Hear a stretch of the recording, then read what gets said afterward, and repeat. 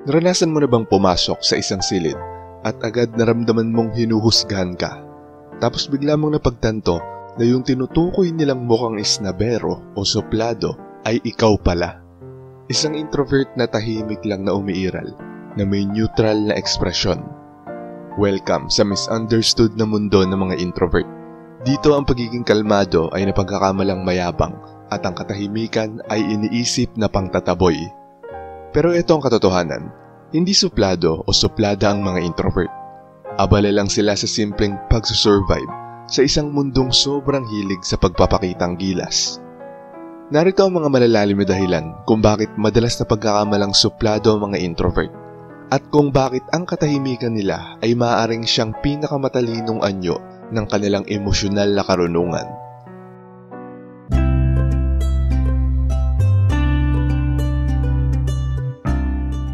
Number 1. Hindi suplado ang mga introvert. Laging may tahimik na rehearsal lang sila sa loob ng isip. Sa bawat sandali, ang mga taong introvert ay hindi lang basta umiiral.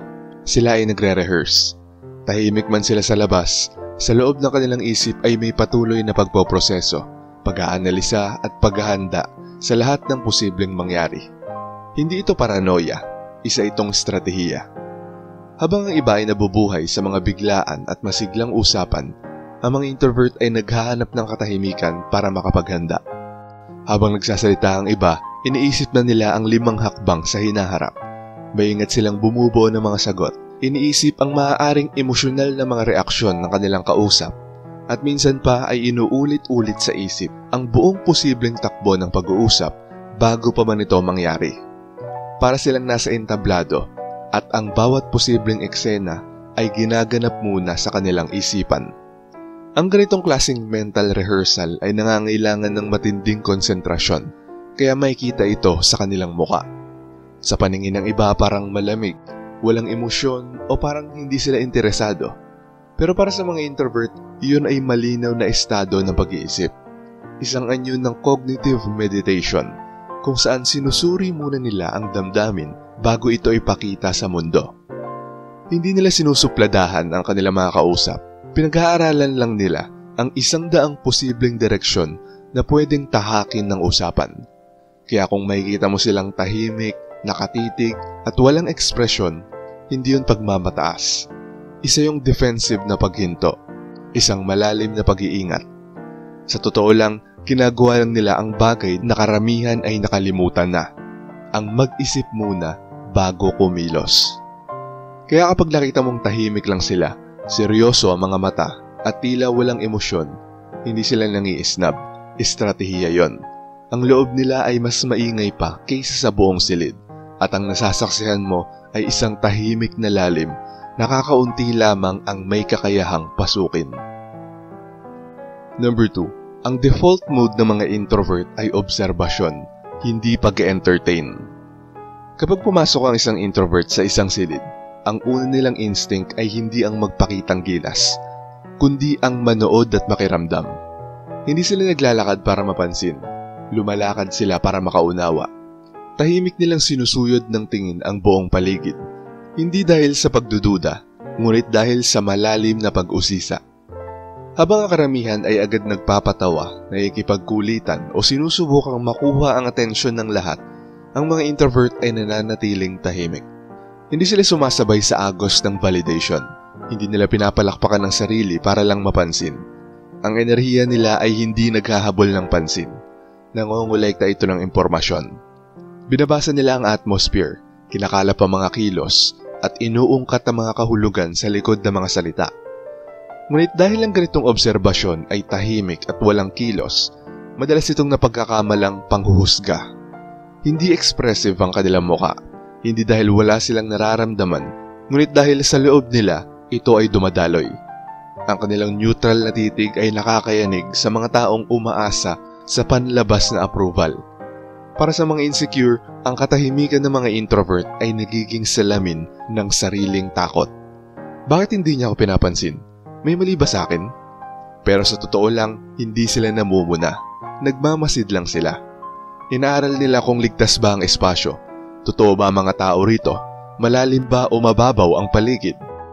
Sa isang lipunang tinuruan tayong iugnay ang katahimikan sa pagtanggi, nakakatakot talaga kapag may isang hindi agad sumasali. Kapag walang ngiti o pakikipagkamay, agad nating iniisip na sila ay suplado, isnab, mayabang, mailap. Pero ito ang totoo. Ang mga introvert ay hindi agad nagbibigay ng emosyonal na puhunan. Tinitimbang muna nila kung sulit ba. Ang kanilang neutral na mukha ay hindi pagsasara ng pinto. Isa yung tahimik na tanong. Para bang sinasabi nilang, totoo ka ba? Karapat dapat ka bang pagbuksan ko ng loob? At habang wala pa ang sagot, mananatili silang kalbado, hindi mabasa at hindi maabot. Number 3. Nagtitipid ng social energy ang mga introvert, pati sa muka. Lahat ng kilos ng isang introvert ay intentional, pati ang paggamit nila ng kanilang muka. Hindi tulad ng mga extrovert na kusang naglalabas ng enerhiya sa pamamagitan ng madalas na pagngiti, pagtango o animated na ekspresyon. Ang mga introvert ay kumikilos na parang nakaset sa energy saving mode. Hindi sila nagpapakilala sa pamamagitan ng pagiging palabiro o expressive. Hindi sila nagbibigay ng sobrang facial cues, maliban na lang kung totoo ang nararamdaman nila. Hindi ito dahil wala silang emosyon, ngunit ito ay dahil ayaw nilang mag-perform para lang sa pakikisama. Para sa kanila, ang emosyonal na expression ay isang uri ng resource. At kapag nasa isang sitwasyong draining o parang obligasyon lang, tinatantya nila ang paglalabas ng enerhiyang ito, tulad ng phone na low battery at otomatikong pinapadilim ang screen para tumagal pa. Ang katahimikan sa kanilang mukha ay hindi kayabangan. Ito ay matalinong pagtitipid. Para sa kanila, kahit ang simpleng pagngiti sa bawat taong madadaanan ay maaaring maramdaman na parang emotional labor. Sa loob-loob nila, nagtatanong sila, kailan ko ba talagang ialok ang warmth ko sa taong ito? Ligtas ba siya para buksan ko ang sarili ko? At kung hindi malinaw ang sagot, mananatiling neutral ang kanilang muka. Hindi yun pagiging suplado, yun ay pag-iingat. At bagamat madalas silang mapagkamalang snub, malamig o hindi pala kaibigan, ang totoo ay pinipili lang nila kung kailan at kanino sila maglalabas ng damdamin. Isa itong anyo ng emotional minimalism. Wala silang interes sa mga peke o pilit na koneksyon. Mas pipiliin nilang maging totoo sa katahimikan kaysa magkunwaring masayahin para lang makibagay. Dito nagsisimula ang misunderstanding. Sa mundong sanay na sanay sa pagpapanggap at performance, ang mga taong nananatiling tahimik ay nagiging threat sa paningin ng iba. Pero may alam ang mga introvert na hindi napapansin ng karamihan. Hindi lahat ng mga tao ay karapat dapat makakita ng tunay mong koneksyon. Ang kanilang mapayapang muka ay hindi pader. Ito ay filter. At ang mga totoo lang ang nakakalusot. Number 4. Nagpoproseso ng malalim ang mga introvert, hindi lang para magpakitang gilas. Ang mga introvert ay may sariling mundo sa loob, isang mundong nangangailangan ng espasyo. Espasyo para maramdaman, espasyo para mag-isip, at espasyo para unawain ang kasalukuyang sandali nang hindi kailangang gawing palabas ang bawat emosyon. Kapag tahimik sila, madalas ay nawawala ang ekspresyon sa kanilang muka. Pero hindi ito dahil walang nangyayari sa loob. Ang totoo, sobrang daming nangyayari. Lumulubog sila sa dagat ng pag-iisip. Sa likod ng katahimikan, nagsusolve sila ng mga emotional equations. Inaalala ang isang komento kanina. Iniisa-isa ang mga tono, ang maliit na galaw ng mukha ng kanilang kausap, o ang sariling pakiramdam na bigla na lang gumulo. Sa mata ng iba, para lang silang zone out, tulala, walang pakialam. Pero sa loob nila, may kaguluhan, in a nice way. Hindi sila umiiwas sa mga tao, mas tumututok lang sila sa sarili nilang signal.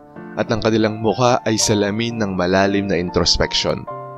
Nakakatawang isipin, pero habang ang mundo ay nakasanayang iugnay ang facial expression sa koneksyon, ang mga introvert ay madalas nakakaranas ng pinakamalalim nilang emosyon sa likod ng mahinahong mukha. Pwedeng may papuri na hindi nila inaasahan o isang simpleng eksena na biglang gumalaw sa puso nila. Pwedeng sila ay na-trigger, nagmumuni-muni sa espiritual na antas, o hinahampas ng isang alon ng kahulugan, ngunit ang mukha nila ay nananatiling tahimik. Para sa mga taong nabubuhay sa panlabas na mundo, ito ay tila disconnection. Pero ang mga introvert ay connected sa isang bagay na hindi mo basta makikita. Hindi nawawala ang kanilang ekspresyon, pumunta lang ito sa loob. Ang katahimikan sa kanilang muka ay hindi kawalan. Ito ay surface ng isang dagat na sobrang lalim at kakaunti lang ang may tapang na lumusong dito.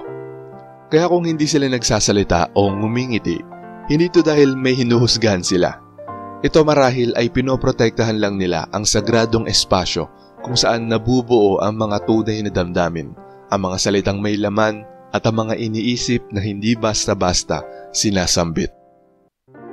Number 5, bantay sarado ang emosyon ng mga introvert hanggat hindi ka pumapasa sa vibe check. Para sa mga introvert, ang emosyonal na access ay hindi pampublikong pag-aari.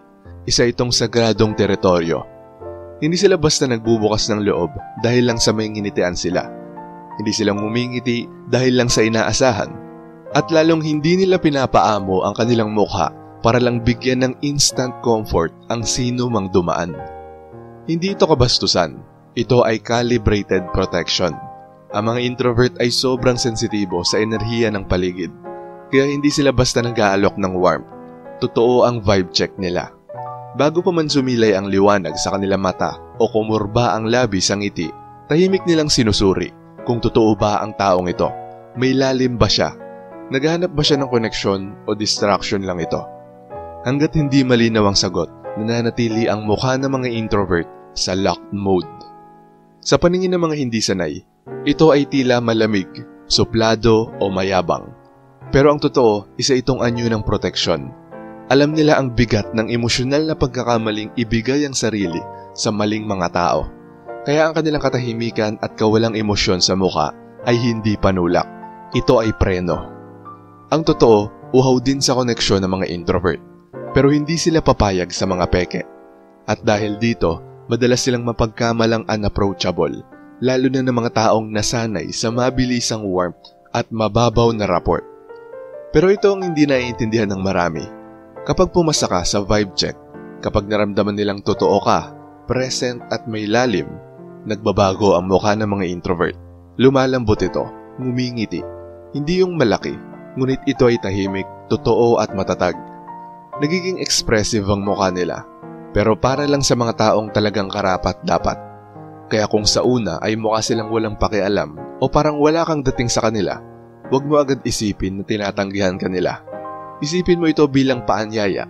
Patunayan mong totoo ka at ipapakita nila kung sino talaga sila. Number 6. Hindi nagpepeke ng tawa ang mga introvert, kaya rare ang ngiti nila, pero totoo. Allergic ang mga introvert sa emotional performance. Hindi sila tumatawa para lang mapasaya ang iba. Hindi sila nagkukunwaring natutuwa kung hindi naman talaga. At lalong hindi silang umingiti ng peke kung pilit ang sitwasyon. Dahil dito madaling mapansin ang presensya nila sa isang mundong madalas peke at scripted ang mga halakhakan. Mananatiling totoo ang mukha nila kahit pa magmukhang awkward ito sa mata ng iba. Sa mga salo-salo, mapapansin mo sila na nasa isang sulok, tahimik, habang ang iba ay tila sumasabog sa sobrang daming tawanan. Wala silang interes na sabayan ang bawat tawa. Hindi sila basta nagbimirror ng bawat ngiti. At bagamat madalas itong mapagkamalan bilang pangiisnab o suplado, ang totoo ay hindi lang talaga sila naaapektuhan ng mga social sugar coating. Mas malalim ang kanilang sense of humor, mas matalas, minsan mas madilim pa. Maaaring hindi sila tumawa ngayon pero bigla na lang silang tatawa mag-isa makalipas ang ilang araw habang inaalala ang isang joke na noon lang nila na proseso ng buo. Pero kapag napatawa mo sila, yung totoo, biglaan at hindi scripted, malalaman mong totoo ang koneksyon na yon. Dahil hindi sila umaarte, naroroon sila, present, at ang mukha nila ay nagbabago lang kapag tunay silang tinamaan ng emosyon. Oo, mahirap silang basahin, pero sa ganitong paraan, mas makahulugan ang bawat emosyon na ipinapakita nila. Kapag ngumiti sila, totoo. Kapag tumawa sila, pinaghirapan. Hindi sila nagtatago ng saya. Ayaw lang nilang ipagsigawan ang emosyon kung hindi ito totoo. Kaya sa susunod na magbiro ka at hindi tumawa ang isang introvert, huwag mo agad isipin na cold o wala silang pakialam. Maaaring iniisip lang nila na hindi naman talaga nakakatawa o baka pinoproseso pa nila ito. Kahit alin pa doon ang totoo, isang bagay ang sigurado. Kapag ngumiti sila, may ibig sabihin yon. At sa mundong puno ng plastic na charm, ang isang totoong ngiti ay ginto. Number 7. Sinasadyang maging unapproachable na mga introvert para mailayo ang maling mga tao. Hindi lahat ng resting face ay aksidente. Minsan ito ay baluti. Alam ng mga introvert na ang pagiging masyadong bukas ay parang paanyaya sa mga emotional parasite. Yung mga taong mahilig magbuhos ng drama, humingi ng atensyon, o basta nalang sumasakop ng espasyo nang walang konsiderasyon sa mga boundaries. Kaya nagsusuot sila ng isang partikular na anyo, isang kalmadong muka, walang emosyon, at tila nagsasabing, "Huwag mo akong istorbohin." Isa itong tingin na nagiging invisible warning sign para sa mga hindi marunong rumespeto ng mga boundaries. Hindi ito dahil sa galit, ito ay hangganan.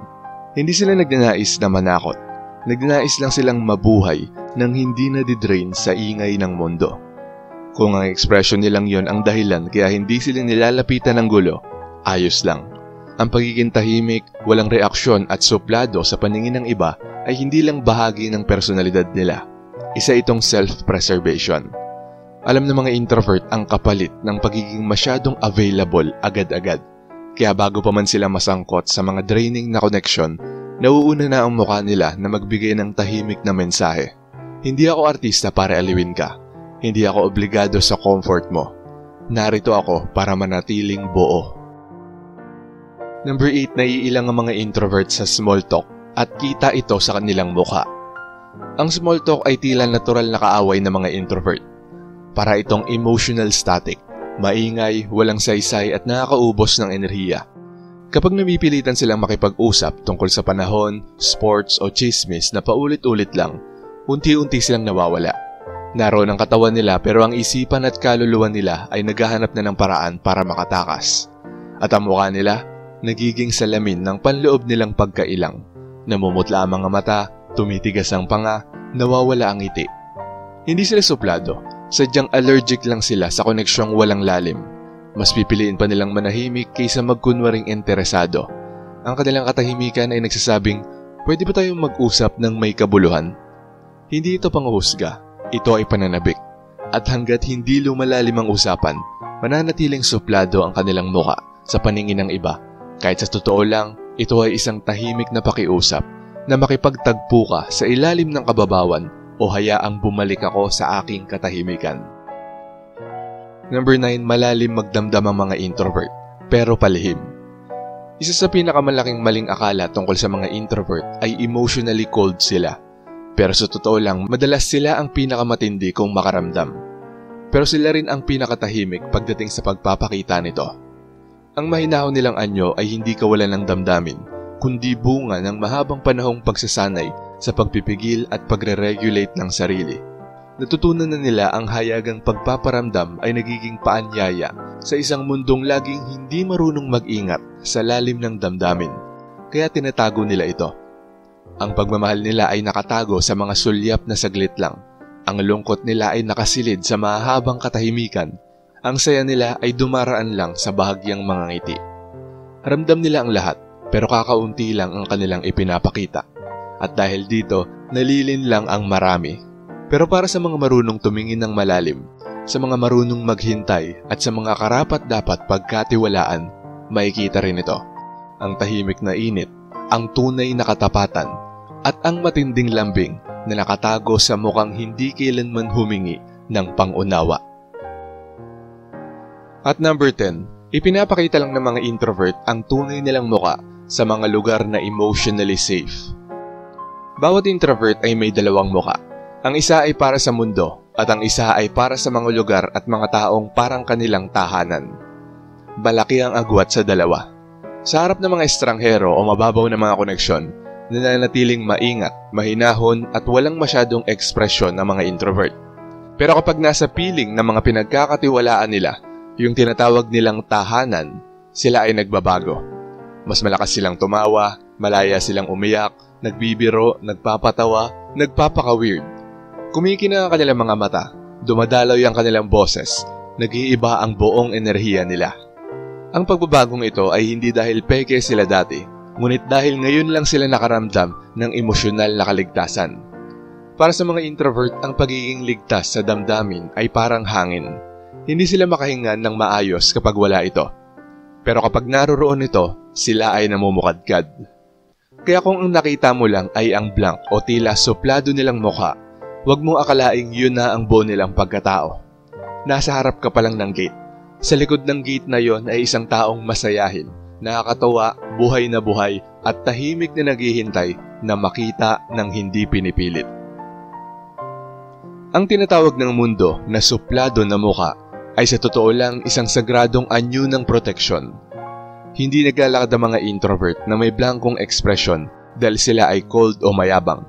Naglalakad sila ng ganon dahil pinili nilang ingatan ng kanilang enerhiya, pagiging totoo at personal na hangganan sa isang mundong madalas ay humihingi ng emosyonal na palabas. Ang mukha nila ay isang filter, isang salamin, isang tagapagbantay. Hindi ito nagpapakita ng emosyon kapag hinihingi at hindi ito kahinaan. Isa itong desisyon. Kapag pinayagan ka ng isang introvert na makita kung ano ang nasa likod ng katahimikan na yon, ibig sabihin ay nakamit mo ang isang bagay na bihira, ang kanilang presensyang walang maskara. At sa mundong puno ng mababaw na koneksyon, ang ganitong regalo ay isang bagay na worth it hintayin. Shoutout sa mga nanood at nag-comment sa bagong upload na to. Shoutout kay Sabotahe Rap Vlog. Sabi niya, tama, depende sa sitwasyon, pagkakataon at sa daldal ng tao. Merong tahimik pero madaldal sa mga may kabuluhang pag-uusap at meron din namang tahimik pero madaldal sa chismis at pagiging immoral. Sabi naman ni Malia Mumena Bantas, kapag ang kausap ko ay hindi na maganda ang mga binibigkas na wala na sa topic, nawawalan ako ng gana makipag-deal sa usapan. Magugulat na lang siya, wala na ako sa harapan niya. At tayo naman cases, sa caption pa lang natawa na ako, sir. Opo, ayaw ko ng sobrang daldal, masakit sa pandinig. At big shoutout din kay Kenneth Sabanal, Marie Delight Worker, Bernabe, Rebecca Ogata, RJ Mera, JK, Binibining Marikit, Renante Ruta, Francisco Carino Jr., Ramlat, Delyong TV, Dennis Aransanso, Master Katuro, Annalyn Granada, Pax Tumulak, Emma Villanueva, Master Buten, Mashi Masada, Maria Genter, Joycey Acaba, at kay Cathy. Maraming salamat po sa panonood. Kung gusto nyo ding ma-shoutout, mabati o mabasa ang comment nyo, mag-comment lang sa latest video dito sa channel na to. At pipili kami doon ng mga i-shoutout at babasahin para sa susunod na upload. Kung nagustuhan mo ang video na to, huwag kalimutang mag-like, i-share ito sa iba at mag-subscribe na kung hindi ka pa nakaka-subscribe. Maraming salamat at see you next time. Alam mo ba kung bakit ayaw na ayaw talaga ng mga introvert sa mga taong sobrang daldal? Panoorin mo sa video na to.